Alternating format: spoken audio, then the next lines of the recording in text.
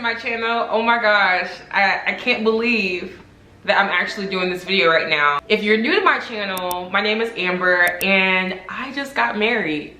On my channel, I've been documenting little bits and pieces of just kind of my whole entire journey to getting married.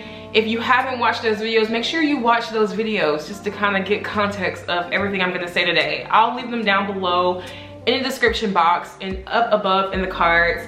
But I honestly, like, this doesn't feel real that I'm like on the other side. So wild. Anyway, in today's video, I want to share with you guys 10 things that I learned from planning my wedding. Some are gonna be like do's and don'ts, but I just want to share my experience with you guys for all the brides to be, whether you're getting married this year or if you're getting married next year or whenever. So let's just jump right into the video. Honestly, I am only sharing 10 things, like I said, in this video, but there are honestly a lot of things I learned from the wedding planning process. So if you guys want me to do a continuation of this video, let me know down below in the comments. But the first thing that I want to share with you guys that I learned from planning my wedding was not to put pressure on yourself when it comes to your wedding. And I know that's easier said than done, trust me. I know, I'm a Capricorn, okay? Like, I like things how I like it. I am very structured. I am a huge planner. But honestly, I learned through the process that, you know, especially on the day of, you have to set realistic expectations and know that things may not really go how you planned it to a T, even if you planned it perfectly to a T.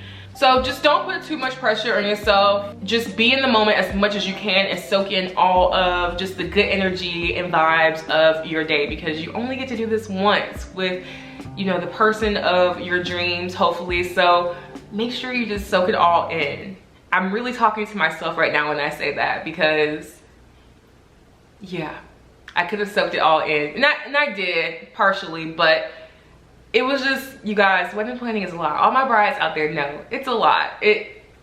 All the things I'm saying, like I said, is easier said than done, but this is me talking to past Amber. So take my advice, just enjoy yourself as much as you can on your wedding day and don't set these huge expectations. The second thing that I learned from my wedding day is budget your wedding time accordingly. And what I mean about that is you're gonna always need some type of buffer leading up to your ceremony. So getting ready, taking pictures, all that good stuff. I really thought that I was gonna be able to stay just kind of on schedule the entire time, which I was actually pretty close to. My ceremony only started 10 minutes late, which is not that bad. However, because of some things that happened within glam for me and my bridesmaids, we were a little bit behind and we weren't able to take pictures ahead of time. So during cocktail hour, we had to take a lot more pictures than we really anticipated, which pushed us back a lot further than what I would have been comfortable with, to be honest. But nevertheless, we got through the night. So I say all this to say, give yourself an extra hour. Like, pay for the extra hour or get ready super early so you know that you're ready and good to go. And worst case scenario, if you're ready early, at least you can just be there and be ready. So take it from me, budget your time accordingly. I really underestimated the time that we needed to get everything done and just be on schedule. And that leads me to my third tip. I don't know, people don't typically do this, to be honest. This was a special case for me, and I don't know if other brides are gonna experience this, but don't do your rehearsal the day of. Don't do it. So I actually did my rehearsal the day of, and the only reason I did this was because I had people coming from out of town to attend my wedding as well too, and my venue was just a little too far for people to come to do the rehearsal the day before. Plus there was a wedding the night before my wedding, so we would have had to do the rehearsal either early that morning or the day before that, which is a little inconvenient for those who work full-time jobs or just have things to do or just are out of town. Like, we had a good amount of people who really stayed far away from the venue, so it was just really inconvenient. So I thought that I could just get everything done the day of, which honestly it went okay, but it just took a little longer than what I would have liked it to take. And plus I didn't want to see my husband, so I couldn't be there to actually give kind of more direction how I wanted to for the wedding. So all I say is, you know, brides, definitely be involved in your rehearsal, because I think it's really important to make sure everyone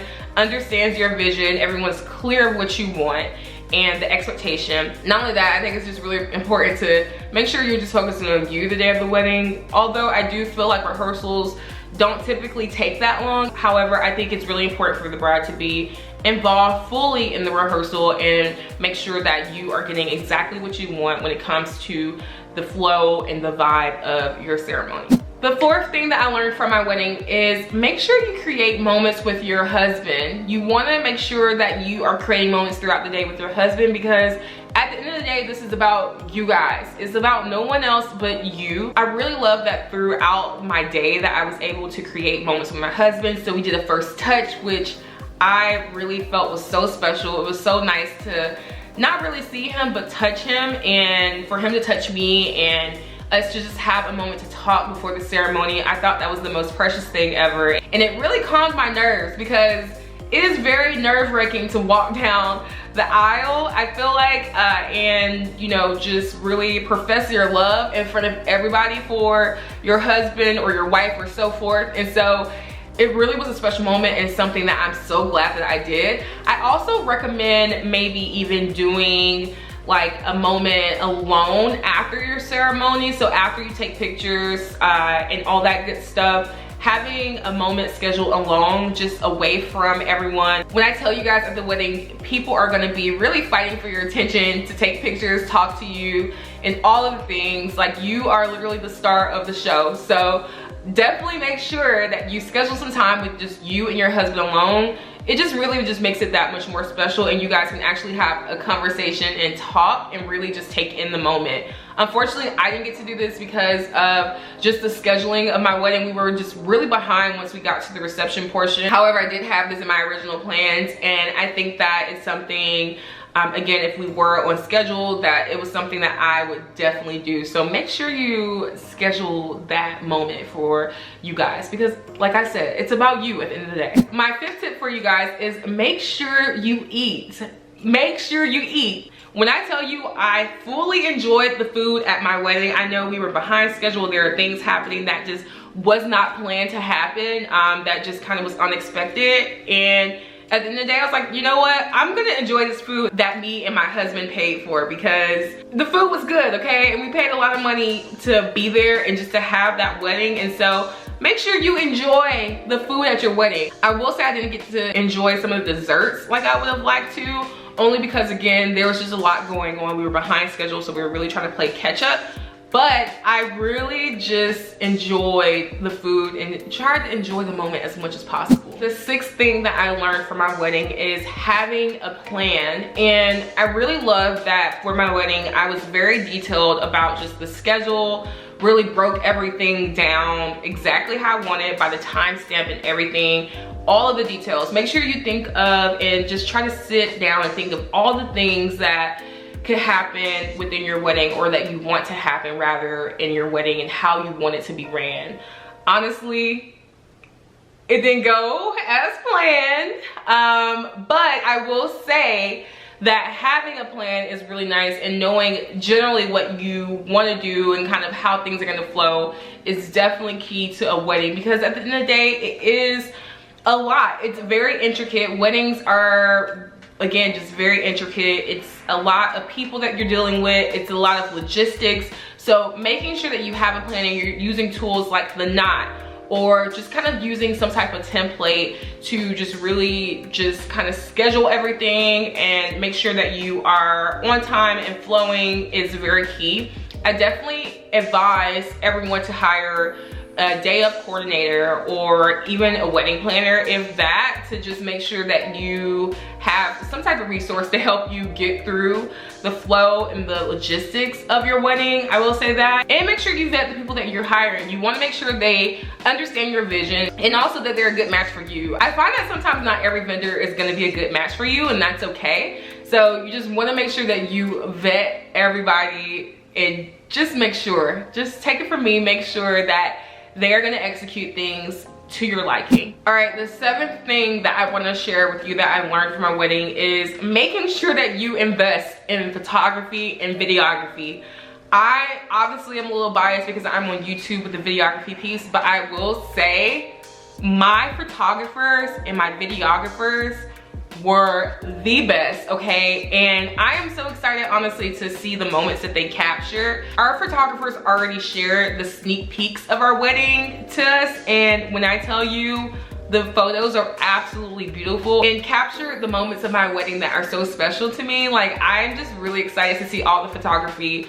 Videography, I know, is gonna be fire because she is one of my good friends and she's just really talented. But I, all in all, do not regret investing in photography and videography. I just think we were telling the story of your wedding and you just kind of want to look back on your wedding, that at least that you have those moments and those things that capture the wedding. I just really think it's important to have these things captured, to just really reminisce on those moments in this special time of your life. So make sure you invest in both, or one or the other. You won't regret it, trust me. And also, I want to add too that it's really nice to have them there while you're getting ready and with your girls and the guys are getting ready and like parents and all that good stuff. I don't know, I just think it's really special and it just kind of gives you something to look back on in the future. Okay, number 8 on the list is making sure that you have comfortable shoes. This is for my brides, okay? Because y'all, it is honestly like uncomfortable to be walking around in heels all night. I thought that I was gonna be able to really thug it out, to be honest. Like, I was like, I'm gonna wear my heels all night. I paid good money for these heels. Like, I'm about to be shredding these heels. Nope, nope, nope, nope, nope, nope, okay? Like, when I tell you guys, my feet were barking, okay? When we were taking pictures outside during cocktail hour, and I had to kick my shoes off. I was like, I can't do this. So luckily I had sense enough to have comfortable shoes as a backup, and I put those on right after and just wore those the entire night. So definitely have some comfortable shoes. I also bought some shoes for my girls to wear because I knew they wouldn't want to be in their heels all night. And then also they're standing at the altar in their heels and just standing in their heels for a really long period of time as well too. So I had them some comfortable, really cute shoes. I'll leave them down below as well. I'll leave everything that I actually gifted my bridesmaids down below in the description box if you guys are interested in like what to gift your bridesmaids as well too in your wedding day. I just really gifted them things that were practical, that they could use not only the wedding day but after the wedding day as well too. So definitely keep that in mind as well. But y'all, the feet were barking, had to take them off. So have comfortable shoes, the gist of number 8, okay? Have comfortable shoes. Coming in at number 9 is the florals, okay? Invest in florals. I don't care what anybody say, like, it is going to elevate the decor of your wedding. I'm so glad I invested in florals. I'll leave my florist down below, Beyond Dreams ATL. He is amazing, okay? If you're in the Atlanta area, definitely check him out for all your floral needs if you're getting married.